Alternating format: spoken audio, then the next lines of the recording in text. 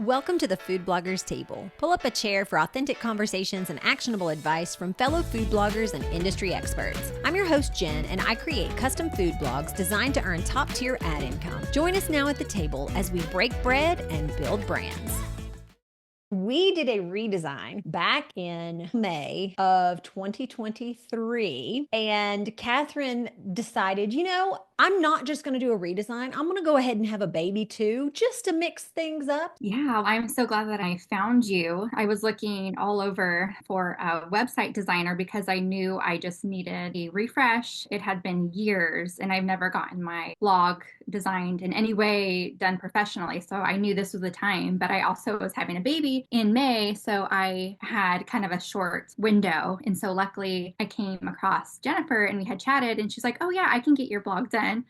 No problem. And I'm like, wait, before May? And she's like, oh, sure. And luckily that just worked out because you were free at the time and we chatted. And I had no idea what I wanted. You had sent me some designs and I'm like, oh my gosh, no, like that's not what I want. And then we finally chatted a couple more times and then you just hit it like right on the nail. There was nothing more that I had wanted. And then we kind of took different pieces from like other websites that I was inspired by. And then you had kind of put it all together. Went through different palette colors and like fonts and where things were placed on my site. And then like even the recipe index, I was so picky about because I knew I wanted to make it easier. And then on top of that, I wanted it to be mobile friendly. So you just really checked all my boxes and made it so easy for me, especially during that time when I was pregnant. But most of all, it was you got it done. My daughter's due date was, I believe, the 4th of May. And it was like May 1st. And we're like, okay, we still haven't launched it, but we were like counting down the days. And I remember posting on my story, what do you think will come first? My daughter or my blog, my refresh on my design. And it was the design because Mia, my second daughter, was a week and a day late. So that was exciting. And I remember being in the hospital because we had launched it a week before she was born. And so I never really got a chance because I was so busy just getting ready for,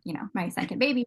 Yes. Being in the hospital during that time and on, the little time that I had, I just was so excited to look to see, oh my gosh, I got a redesign on my blog and I haven't even really was able to check it out. So it was exciting to like be in the hospital bed and look through all the new features. And I was just so happy with it. We went through a couple different designs and I was like, absolutely no, like that is not what I'm wanting. And then, okay, like you took no offense to it, but it just wasn't what I had in mind. I just couldn't tell you. And then you finally, after more conversations, it was like, okay, this is what I want. Colorful. And I remember you saying it was like Easter egg, pastel color, like just bright, colorful, but still super clean, easy to navigate through. And most of all, user friendly because, I don't want anyone to, this website is so confusing or how do I search for something? Because I go through that problem sometimes when I'm looking for a recipe and it's like, where's their search button? Like it shouldn't be.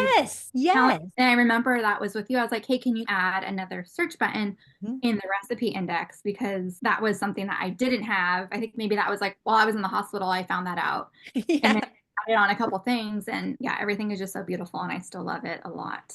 And Good. When did you actually start your food blog, like originally, and do all the DIY stuff? so I don't even know if this would count, but it was in 2012, I believe. I'm like, oh, I'm going to get a food blog. And it was like so embarrassing. I now, but it was like something I would just post a picture of and then the recipe. Obviously, there was absolutely no SEO behind it. It was just for fun, but I didn't even have any type of it was just no schedule. I did it whenever. I probably only did like maybe 3 recipes that year in 2012, and then same with 2013 and 2014. But I think when I finally wanted to get more of like a design, I had one of my best friends. She kind of is like a designer. She just put like the logo Kathryn's Kitchen blog and then I kind of did it myself with press, but it was, not organized or anything. I just used what I had. And then she just made that little design cover for me.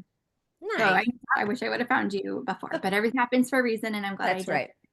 But That's so, right. What made you finally go, okay, this is the year that I'm getting a redesign done? Was there anything in particular? Did it have to do with traffic, that sort of thing? Yes. So 100%. It had to do with I was growing Mhm. a lot and very quickly. So I wanted something that looked professional. I wanted it done right. I knew if I invested in this, it would pay off. So it was kind of like a no-brainer. I was just looking for the right designer, but it was for sure something that I needed to do a long time ago. And I think not that people didn't take my blog seriously before, but it was like, oh wow, it's just easy. She has a whole section of desserts. She has a whole section. Before it was just super unorganized. And I don't want to say it didn't make any sense, but I feel like you helped optimize it in a way too, because you put all your tools in there. You're like, hey, do you need this, this, and this? I'm like, oh my gosh, what is that? Explain what each Mhm. plugin means. And you were able to like help me in that way too. Yes, definitely. Because the one thing that I tell people is there are some amazing DIY options. But the thing is, when you get to a point where, like you were saying, okay, I've kind of outgrown this initial blog that I had, it's all the behind the scenes stuff. It's the optimization on the back end that's not even the pretty stuff that you see. Now, it manifests itself on the front end in a pretty way, but it's making sure that the back end is organized and structured in a way that when someone gets to your site, there is no question. If they go to desserts, they're going to find desserts and they're not going to find like, tacos, something or other, or, you Not only know, that, then I have, well, you help me. You're not going to only find desserts, but you're going to find what kind of dessert. I have cakes, bars, cookies. It's like very organized because I have a lot of them. And I only did that because I love baking desserts. That's one of my favorite things to photograph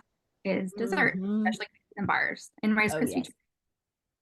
And I think that when you have it organized in that way, it's one thing if you have 60 recipes, it wouldn't be the end of the world for, an individual to come to your site and filter through. But when you're talking 600 or 6,000 recipes, we're going to have to get a much more robust organizational method here. What's going to be the most intuitive thing that they're going to be looking for? Probably another bar recipe, or if it's like a chocolate bar, maybe some chocolate recipes. So as you're constructing your blog posts, a lot of the bloggers that I've worked with are really good at knowing how to, put relevant posts in there. But how are you going to structure your homepage and some of these other pages to get them to see outside of the one thing that they just came for to see? And that's what we want to always consider is whether it's the footer or the navigation at the top or the sidebar or whatever they're interacting with, everything is super easy. And like you said, there's a search bar handy. That way, Mhm. if they are looking at a post about bars and then they're like, oh yeah, I forgot I've got this in here and I wanted to look at for that particular ingredient